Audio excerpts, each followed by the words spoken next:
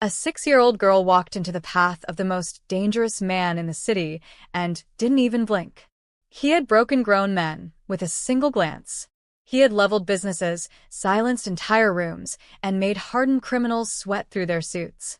But none of that prepared him for a child with lensless glasses perched on her nose, a lunch tin tucked under her arm, and a voice sharp enough to cut stone. She looked him dead in the eyes and said what no adult in that city had dared to say in years. And everything changed. Welcome to Unfold Korean Stories. Please like, share, and subscribe, and don't forget to comment telling me where you are watching from. The Mapo District Market woke up before the sun did. By 5 in the morning, the narrow lanes between the stalls were already alive with the scrape of crates being dragged across pavement, the hiss of gas burners igniting, and the sharp, beautiful smell of broth beginning its slow climb toward the morning sky.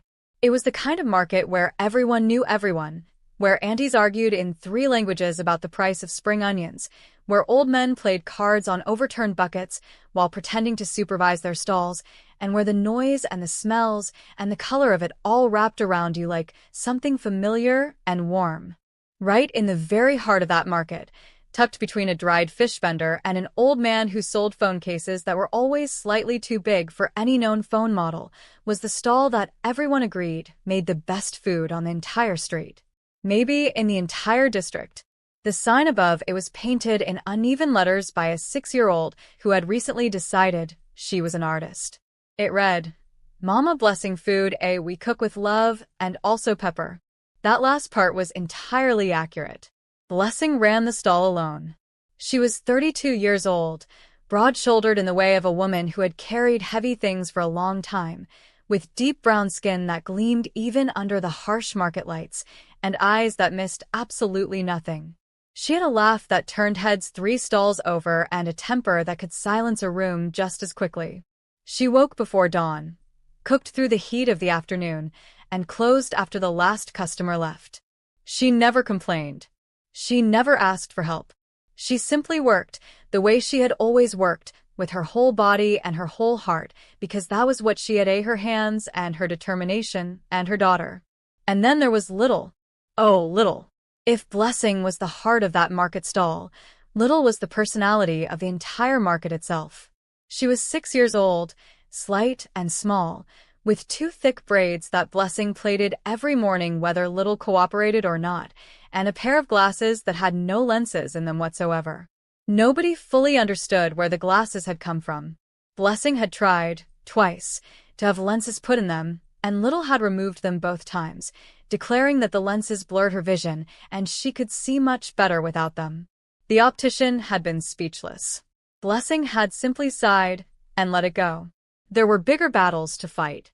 Little attended school in the mornings and came straight to the stall every afternoon, where she did her homework at the small wooden table beside the gas burners and ate whatever Blessing put in front of her without complaint, because the child ate everything.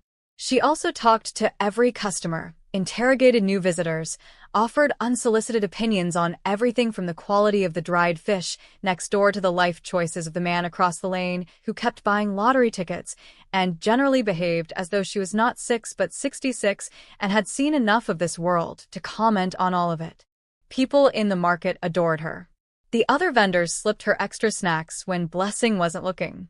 The aunties braided her hair on slow days. The old card-playing men let her watch their games and pretended not to notice when she pointed out who was cheating. It was a small world. It was a warm world. And for 6 years it had been enough. But every world has a shadow. And the shadow that fell over Mapo District had a name. Baek Do-hyun. Even saying the name out loud in that market felt like dropping something heavy on a glass table. People lowered their voices when they said it. Vendors who had operated in the district for 20 years straightened their backs and kept their eyes down when his cars rolled past. Police officers who should have been investigating him somehow always found themselves investigating something else entirely. He was the kind of man that the city had built layers of silence around, the way you build walls around something dangerous, not to contain it, but to pretend it isn't there. He was tall. Impossibly so, in the way that powerful men sometimes are, as though even their height was a statement. His face was all sharp angles and cold precision, jaw carved like something architectural, eyes so dark they seemed to absorb light rather than reflect it. He never raised his voice. That was the thing about him that unsettled people most. He never needed to. The men around him, 4 of them always, sometimes 6, read his silence the way sailors read weather, and they moved accordingly. Nobody knew exactly how old he was. Somewhere in his late 30s, people guessed. Nobody knew exactly how he had built what he had built, though everyone had theories. What they did know was this: Baek Do-hyun owned significant pieces of this city. Not just buildings, not just businesses. He owned the kind of quiet authority that sits beneath the surface of a place and controls everything that moves above it. Men like him didn't just occupy space. They defined it. In the market, they called him Mr. No Manners. But only in whispers and only when he was very far away. That particular Thursday afternoon started like any other. The lunch rush was winding down. Blessing was wiping down the counter with one hand and adjusting the heat under her signature pepper soup with the other, humming something low and rhythmic under her breath. Lil was at her homework table, chewing the end of a pencil and staring at a maths problem with the focused intensity of someone defusing a bomb. That was when the first car pulled into the market lane. And then the second. Black cars. The kind that didn't belong in a market lane. The kind that had tinted windows and tires that were too clean, and an engine sound that was too quiet and too controlled. The market shifted immediately. The noise didn't stop, but it changed in quality, the way a conversation changes when someone enters a room who wasn't invited. Vendors moved slightly. Postures adjusted. Eyes went carefully, deliberately elsewhere. 3 men climbed out of the second car. They were built like architecture, all angles and mass, in dark clothes and expressions that suggested they had never laughed at anything in their lives. They moved through the market like they owned it, which in a certain practical sense they probably did. The tallest of the 3, a man with a neck tattoo partially visible above his collar, stopped in front of Blessing's stall. He looked at the menu. He looked at the pots. He looked at Blessing. And then, loudly enough for the surrounding stalls to hear every syllable, he said, "Does this fat, ugly woman actually think anyone wants to eat from her dirty stall?" He said it the way people say things they believe will have no consequence. The casual cruelty of someone accustomed to power, used to speaking without being challenged, used to the world rearranging itself around his worst impulses. His companions smirked. 2 of the nearest vendors found sudden urgent business at the back of their own stalls. Even the old card-playing men went very still. Blessing's hand stopped moving on the counter. Just for 1 second. Just one. Then she picked up her cloth again and kept wiping and said nothing, because she had learned long ago that there was a certain kind of danger you walked around rather than through, and she had a daughter 6 feet away, and that was always her first calculation. What she hadn't calculated was that her daughter had heard every word. Little looked up from her maths problem. She took off her lensless glasses. She polished them on her school uniform, which was what she did when she was thinking very hard. She put them back on. She looked at the man with the neck tattoo. She looked at her mother's back, very straight and very still at the counter. She looked at the man again. Then she climbed off her stool, set down her pencil, and walked around the counter. "Excuse me," Little said. Her voice was so calm that 2 vendors actually turned to look, because that particular tone, that very steady, very collected, very deliberate calm, did not belong to a 6-year-old. It belonged to someone who had decided something and was simply working out the logistics. The man with the neck tattoo looked down. He blinked. "What? Did you just call my mom fat and ugly?" Little asked. The man stared. His companions stared. Somewhere behind them, in the first black car, a window lowered approximately 2 inches. Nobody noticed. Or rather, nobody thought to notice.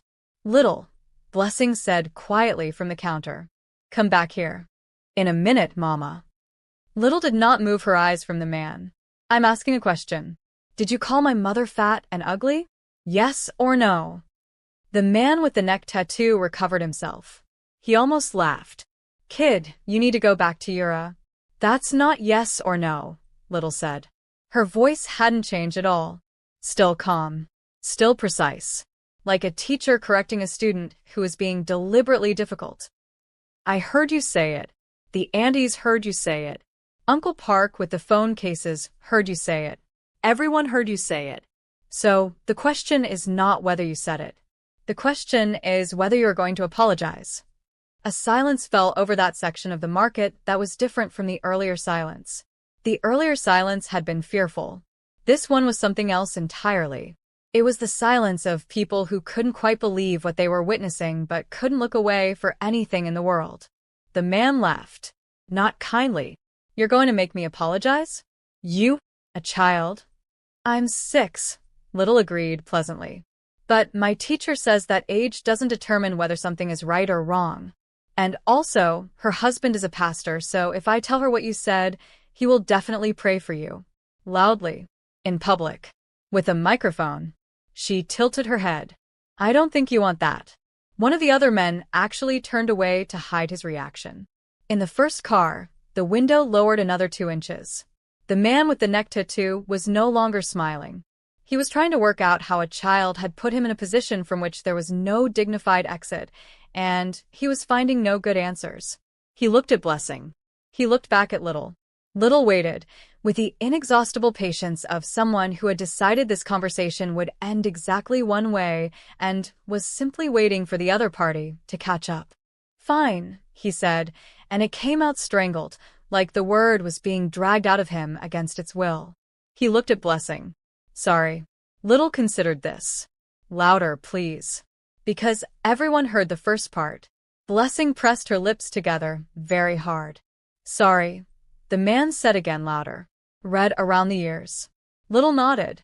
Thank you. She turned and walked back around the counter, picked up her pencil, and returned to her maths problem, as though she had simply taken a brief break and was now resuming her work. As though she had not just made one of the most feared men in the district's inner circle apologize in public, in front of an audience of 20 vendors, like a schoolboy caught pulling someone's hair. The 3 men left. Their cars pulled out of the market lane. The noise returned, slowly, like water rising. And then all at once the market erupted, vendors craning to look at Little, at each other, voices running over each other. Did you see that? Did she just, that child? That child. Blessing stood at her counter and looked at her daughter, who was chewing her pencil again and frowning at a fraction. Her throat felt tight. Her hands weren't entirely steady. She crossed to Little and crouched beside her stool and cupped her small face in both palms. Little, she said softly. Little looked up. Yes, Mama? Don't ever do that again. Little considered this seriously. Okay, she said. But, Mama, he was wrong. I know he was wrong. And you were quiet. Blessing exhaled. I know. Someone had to say something. And what could you say to that? What could anyone say to that? Blessing pulled her daughter into a tight, fierce hug and held her there for a long moment, and Little hugged her back with those small arms that were somehow always stronger than you expected, and neither of them spoke, and the market moved around them like a river around 2 stones, and everything was fine. Except there had been a car. And in that car, a window had been open. And behind that window, Baek Do-hyun had watched every single second of what had just happened. And he had not looked away once. His driver, Ryu Song-min, said nothing. Song-min had been with him for 11 years and knew better than to speak when his employer was thinking. He waited. Outside, the market returned to normal. The stall with the hand-painted sign continued its business. The child returned to her homework. The woman in the stall moved between her pots with practiced efficiency, and once, just once, she looked up and looked directly at the car, and Do-hyun had the strange, uncomfortable sensation that she was looking directly at him through the tinted glass. He rolled the window back up. Find out everything about that stall, he said quietly. The woman. The child. Where they live, where they came from, how long they've been here. Song-min nodded. Yes, sir. And Song. Do-hyun's voice was still perfectly level. The one who spoke to her that way. He doesn't collect in this district again. Song-min nodded again, and said nothing else, and drove.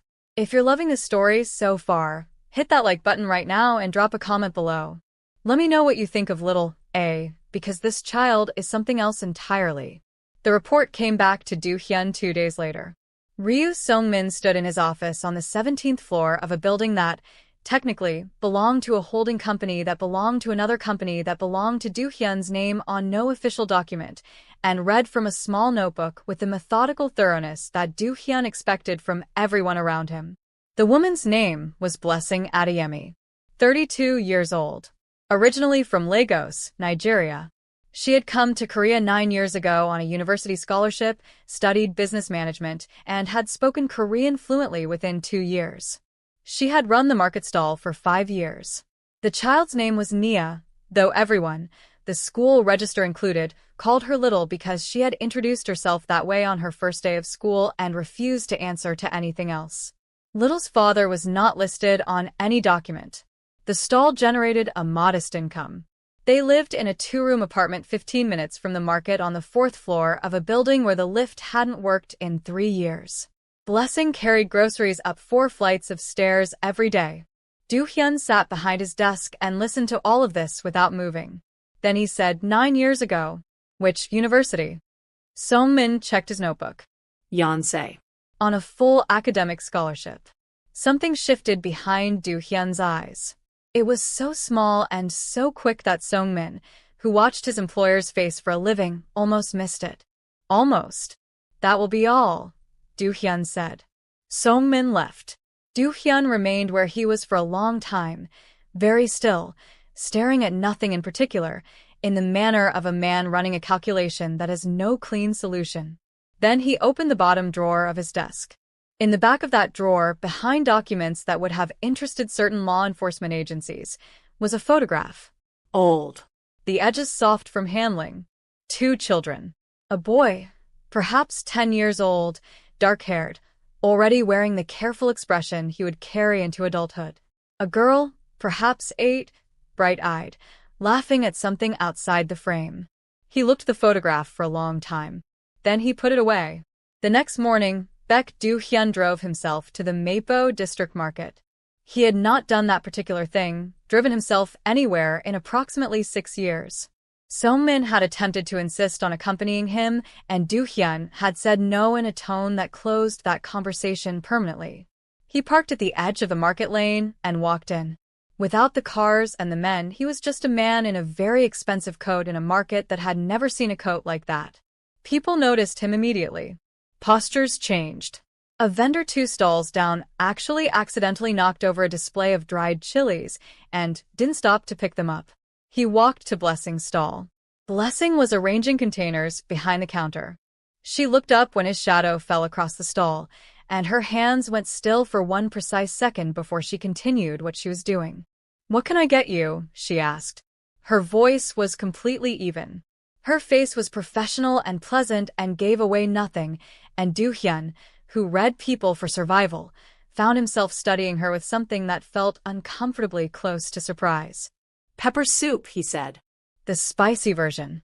They're all the spicy version, Blessing said. This is my stall, not a hotel buffet. Then, immediately, but I can adjust the level if you need. I don't need, he said. She served him. He sat at the small plastic table that customers used, which was slightly too small for him in a way that should have been undignified but somehow wasn't, and he ate. He didn't speak. He didn't look around theatrically. He simply ate, and the soup was extraordinary, layered and complex and built with real knowledge and real patience, and he ate the whole bowl. Little arrived at 3:30, school bag bouncing, braids swinging, and stopped dead when she saw him. She looked at him. She looked at her mother. She looked back at him. You were in the car, she said. Do-hyun looked up. I saw the window go down, Little explained, climbing onto her stool and pulling out her homework. Both times. The first time and the second time. I wasn't sure at first, but I'm sure now because of your coat. I saw your sleeve. Blessing closed her eyes briefly. Do-hyun said nothing for a moment. Then, you noticed that. I notice most things, Little said, uncapping her pencil. My teacher says I'm observant. My mama says I'm nosy. I think they're both right. She looked at him again over the rims of her lensless glasses. Your man said sorry, by the way. In case you didn't know. I know, Do-hyun said. Good. She opened her textbook. My mama's food is the best in this market. You should come back. Little, Blessing said, under her breath. I'm just saying. Little said, already reading. Do-hyun looked at Blessing across the counter. Blessing met his eyes for exactly 1 second and then turned back to her pots, and her movements were just slightly more deliberate than they had been before he walked in. The careful, controlled movements of someone who is choosing not to react, and he recognized that quality because he had spent 20 years cultivating it in himself. He paid, overtipped without drama, and left. He came back the next day, and the day after that. By the 4th visit, the other market vendors had graduated from silent alarm to open fascination. Uncle Park with the phone cases had developed a habit of finding reasons to tidy his display whenever Do-hyun arrived. The aunties whispered constantly. The old cardmen had completely abandoned the pretense of their game and simply watched. Little treated him the way she treated every regular customer, with the confident familiarity of someone who had decided you were part of the landscape. By the 2nd week, she was showing him her homework, not asking for help, simply presenting it with the proprietary pride of an artist displaying work. I got 18 out of 20 in spelling, she told him one afternoon, holding up the paper. I only got 2 wrong because the teacher uses different rules than my mama does, and I think my mama's rules are older and therefore more original. Do-hyun looked at the paper. Your reasoning is sound, he said. Little beamed, and went back to her next assignment.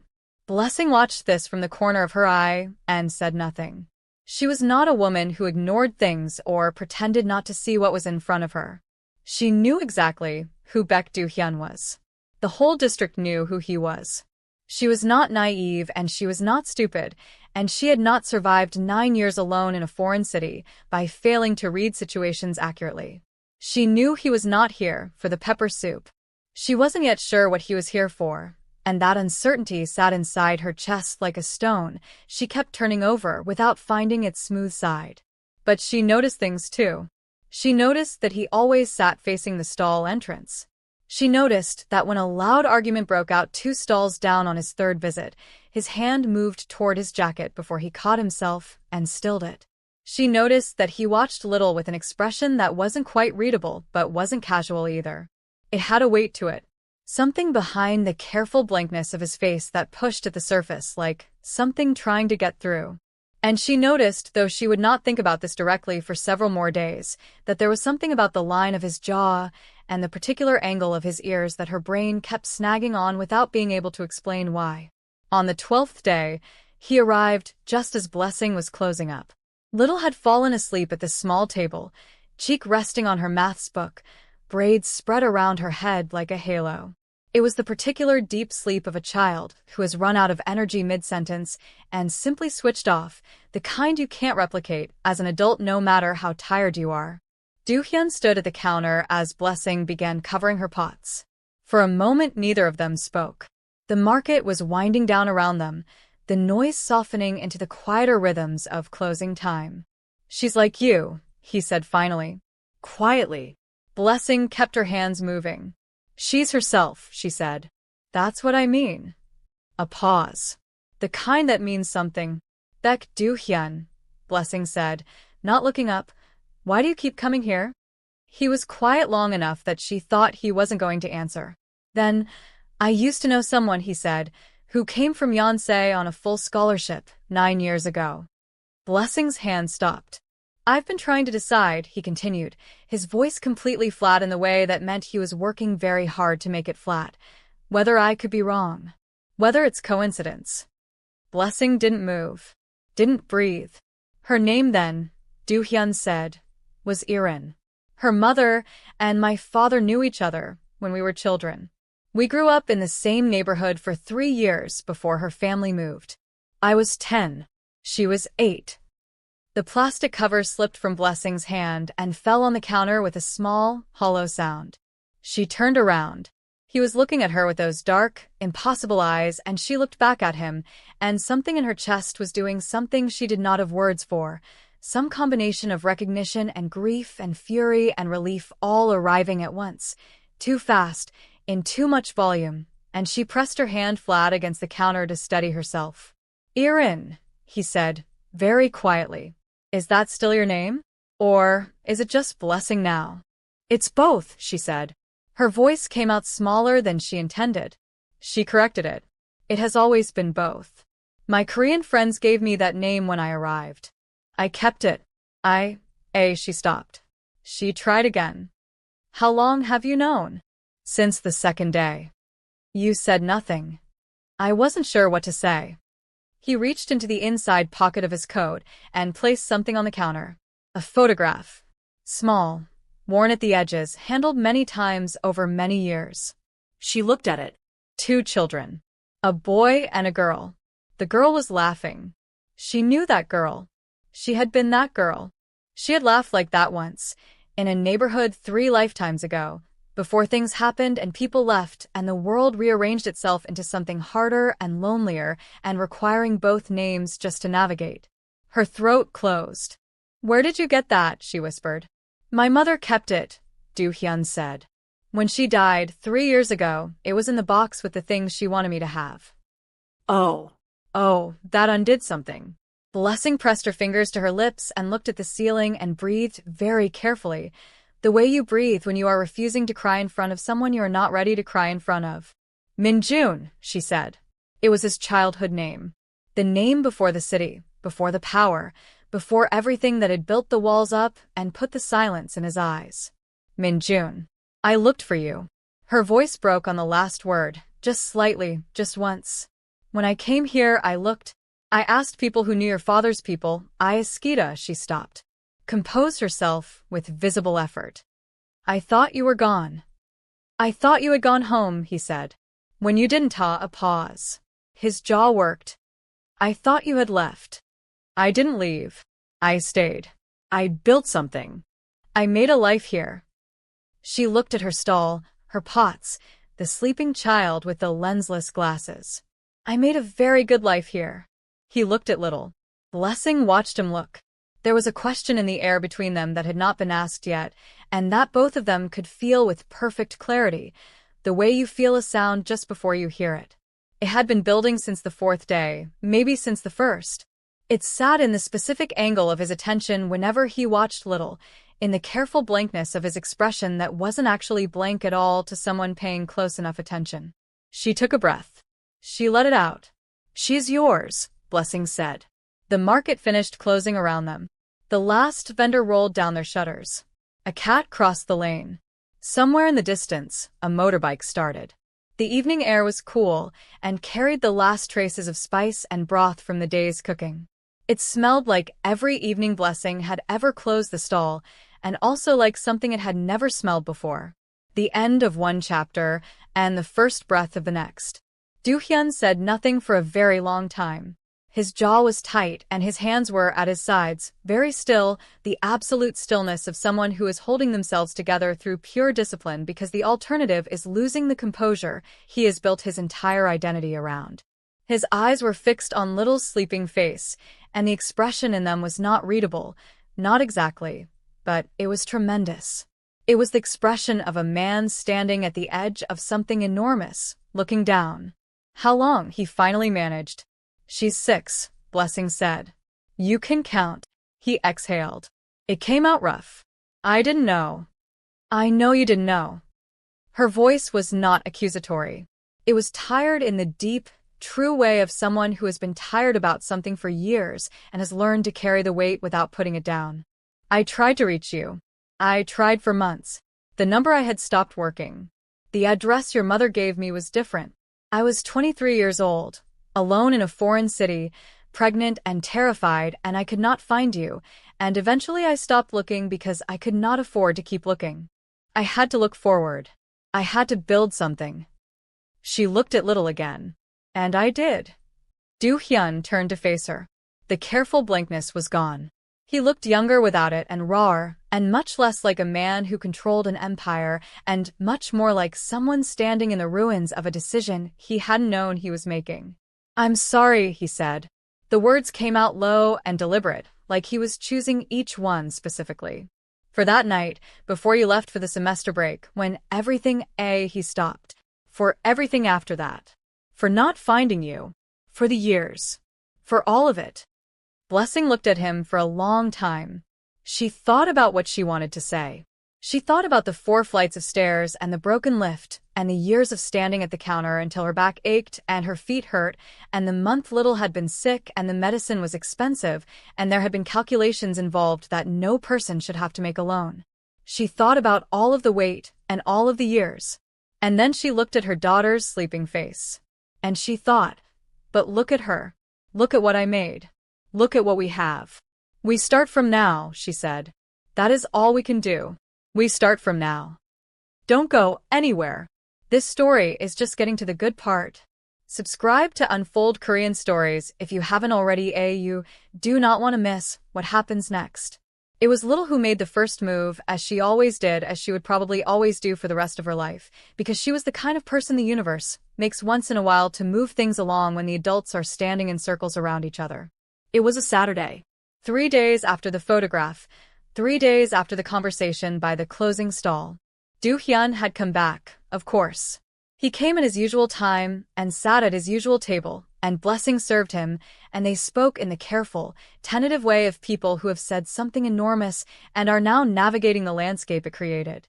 Little had watched all of this with her particular quality of attention, the way she watched everything, absorbing information without appearing to. When Do-hyun had been sitting there for about an hour, Little climbed off her stool, walked to her school bag, and retrieved a folded piece of paper. She unfolded it on the table in front of him. It was a drawing. Crayon. 3 figures. A tall woman in a yellow dress, a small girl with round glasses and 2 braids, and a tall man in a dark coat. They were standing in a row in front of something that was recognizably the market stall, the hand-painted sign legible even in crayon. Underneath, in Little's careful printing, it said, "My family." Do-hyun stared at the drawing. "I did it 6 months ago," Little said, matter-of-factly, pointing at the tall figure in the dark coat. "I didn't know what he looked like, so I just made him tall. And then you came and you're tall. So it was right." She pulled out the chair across from him and sat down. "Are you my Baba?" The word hit him somewhere below the careful armor of everything he had built. Baba. The Korean syllable in her Nigerian accented voice. He had not been called that by anyone ever. He didn't have children. He didn't have family, not anymore. Not since his mother died, and left him the photograph and the silence. He had men, and he had buildings, and he had power that tasted like nothing at all, and he had been fine with that, or had told himself he was fine with that, for long enough that the telling had almost become the truth. Almost. "Little," Blessing said from the counter, a warning in her voice. "Mama, I'm asking," Little said, patiently. She looked back at Do-hyun with those clear, direct eyes behind the lensless glasses. "It's okay if you don't know the answer yet. Sometimes the answer takes time. My teacher says truth is patient." She tapped the drawing. "But I've been drawing this picture for 6 months, and I would like to know if I got it right." Do-hyun's throat worked. "Yes," he said. His voice came out rough and low, as though it had been stored somewhere airless for years. "Yes, Little. I am." Little looked at the drawing. She looked at him. She nodded, the nod of someone receiving information they had already suspected, and were now incorporating into their understanding of things. "Okay," she said.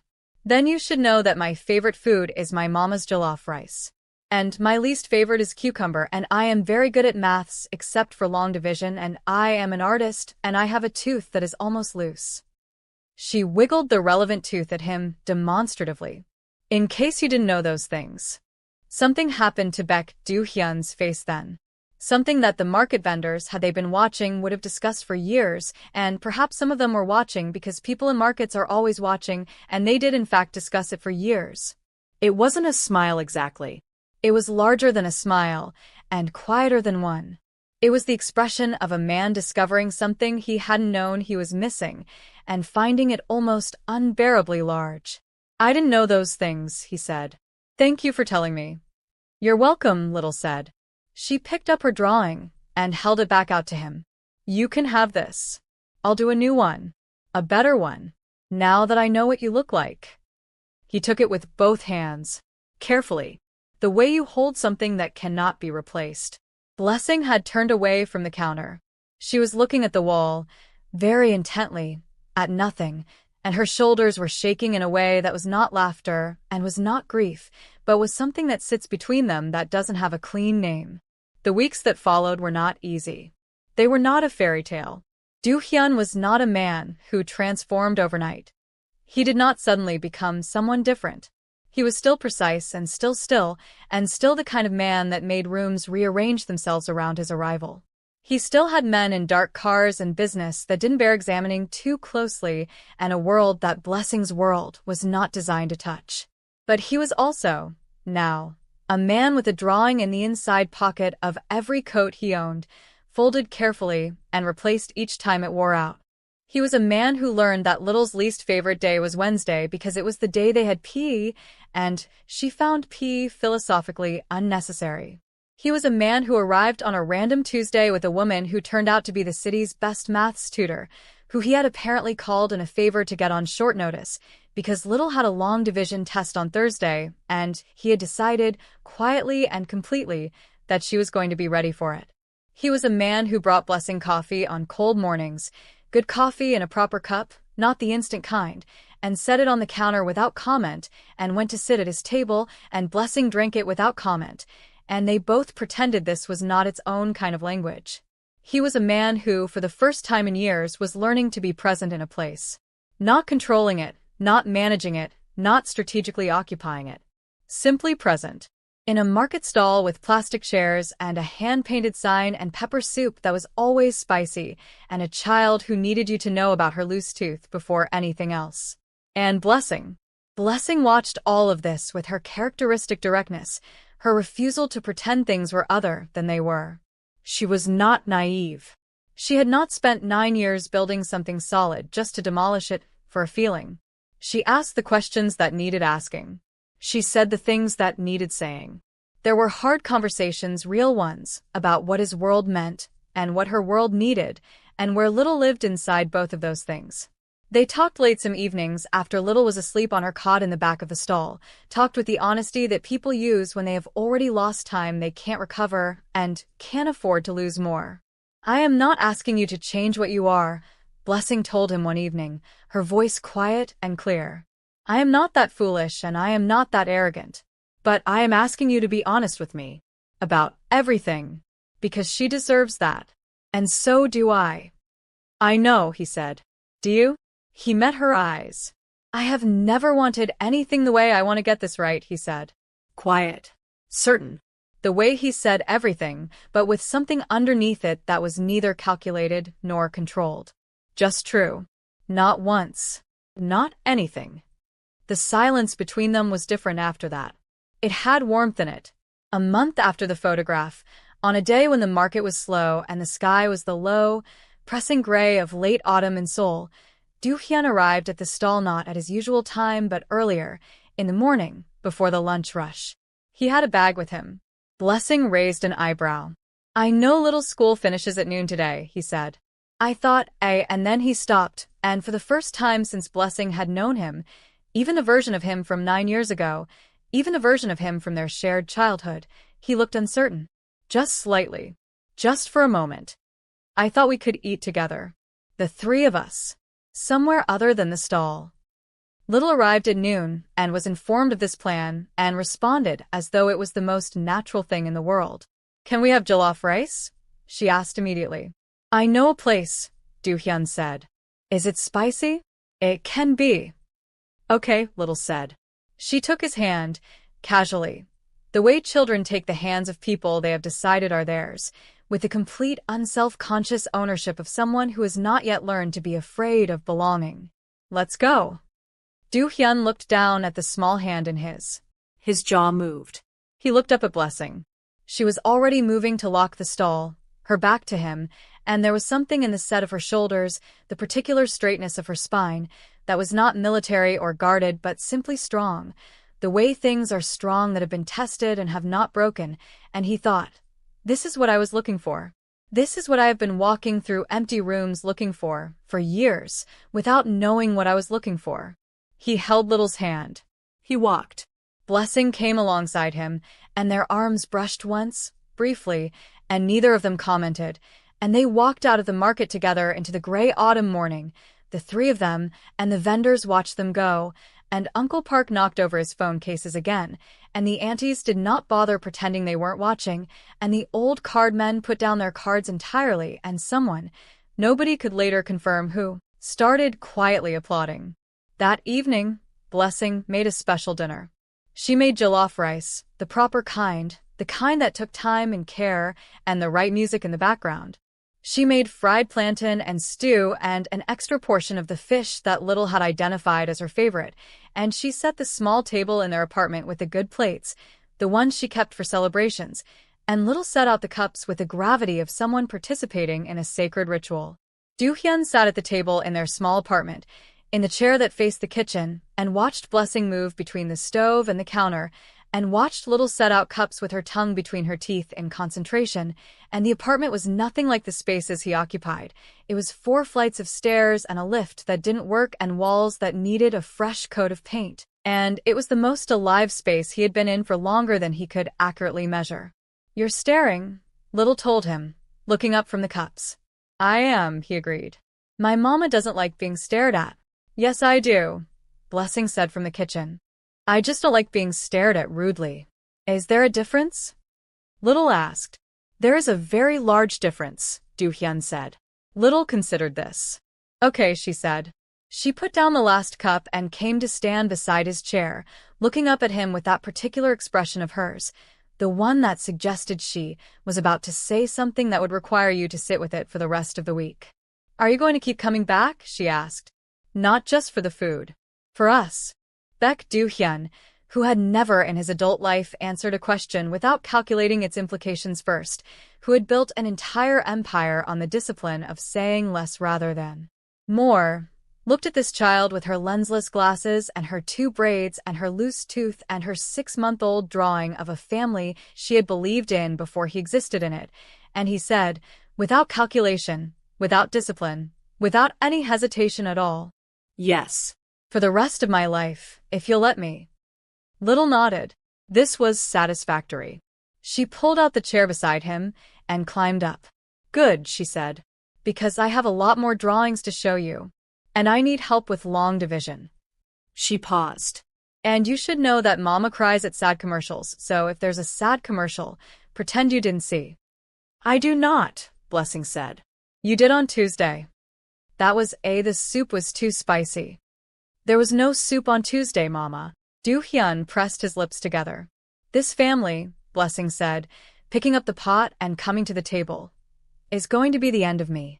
But she was smiling when she said it, the real smile, the one that reached her eyes and made them bright, the one that Lil had spent her whole 6 years trying to produce as often as possible because it was the best thing she knew, and Do-hyun watched it and felt something in his chest that he had no category for and did not attempt to name, because some things are better felt than labeled. They ate together. The jollof rice was extraordinary. Little ate 2 full plates and announced that this was the best dinner in the history of dinners, and Do-hyun agreed, and Blessing said they were both being dramatic, and Little said that drama was just another word for honesty with feeling, and Do-hyun laughed, and Blessing looked at him laughing, at the sound of it in her small apartment, and she thought, there it is. There is the thing that was missing. Right there, in this room, at this table, with these people. The loose tooth came out 2 days later, at the stall, into Little's palm, preceded by a shriek of delight that caused 3 vendors to drop things. Do-hyun was there. He was the first person Little showed, breathless and triumphant, holding the tiny tooth out on her palm like a trophy. He received it with the gravity it deserved, examined it, and declared it an excellent tooth, which was the right answer. Blessing put her hand over her mouth. Not because she was crying. Not exactly. The city did not transform. Baek Do-hyun did not retire from his world or dissolve his empire or become a different man. Life is not a drama with clean acts. He was still the man the district knew. His cars were still the cars that made people straighten up and look away. But the market stall with the hand-painted sign was known now as a place he visited, and that knowledge moved through the district like weather, quietly and completely, and nothing uncomfortable happened there anymore, and that too was a kind of language, and everyone understood it. What changed was smaller and larger than transformation. What changed was that there was now a table with 3 chairs where there had been 1, and then 2.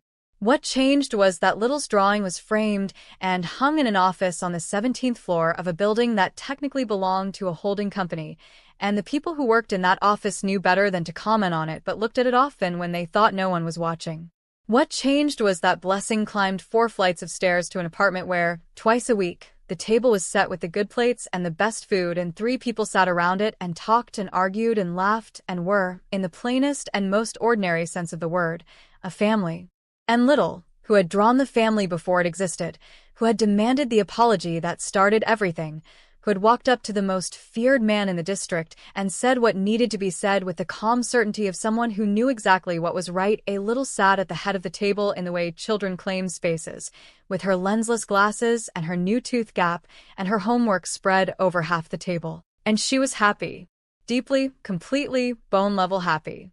The way children are happy when the world makes sense and the people they love are in the same room and dinner smells right, and there is no reason, not a single one, to be afraid. "Baba," Little said one evening, looking up from her drawing a new one, bigger, more detailed. For figures now, she had added a grandmother, Do-hyun's mother, because Little had decided she was part of the family too. Do you think Halmoni can see us from where she is? Do-hyun was quiet for a moment. His hand rested on the table.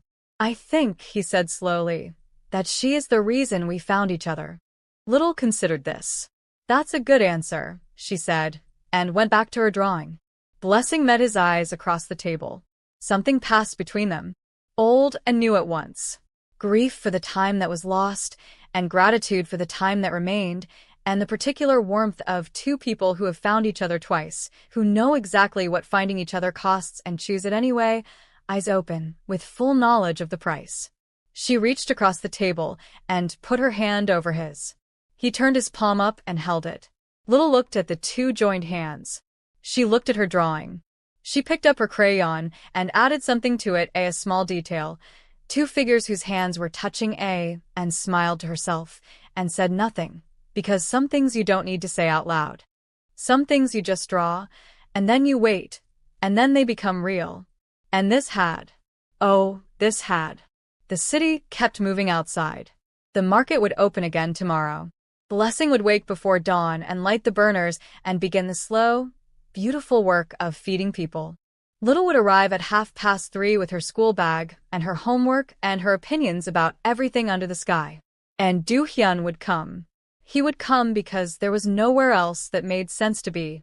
He would come because the 17th floor with its silent rooms and its power and its empire had never once felt like something worth coming home to, and this stall with its plastic chairs and its hand-painted sign and its too spicy soup felt like nothing else in the world except exactly that. Home. The word he had stopped believing in. The thing he had stopped looking for. Found. In the end, not by searching, but by a 6-year-old who walked up to the most feared man in the city and simply told him the truth. If this story moved you, if Little made you want to stand up and cheer, if Blessing made you want to be braver, if this reunion made your heart do something it doesn't usually do, then this is your sign to hit that like button, subscribe to Unfold Korean Stories, and drop a comment right now telling me what moment got you the most. Was it Little demanding that apology? Was it the photograph? Was it Little asking, "Are you my Baba?" I need to know. And don't forget to tell me where in the world you are watching from. I read every single comment, and I love knowing where this community reaches. Share this video with someone who needs to believe that love, even when it is late, even when it has taken the long way round, always finds its way home. This is Unfold Korean Stories, where we tell the stories that break you open and put you back together better than before. I will see you in the next one. Stay brave. Stay warm. And remember, sometimes the most powerful person in the room is the one wearing lensless glasses.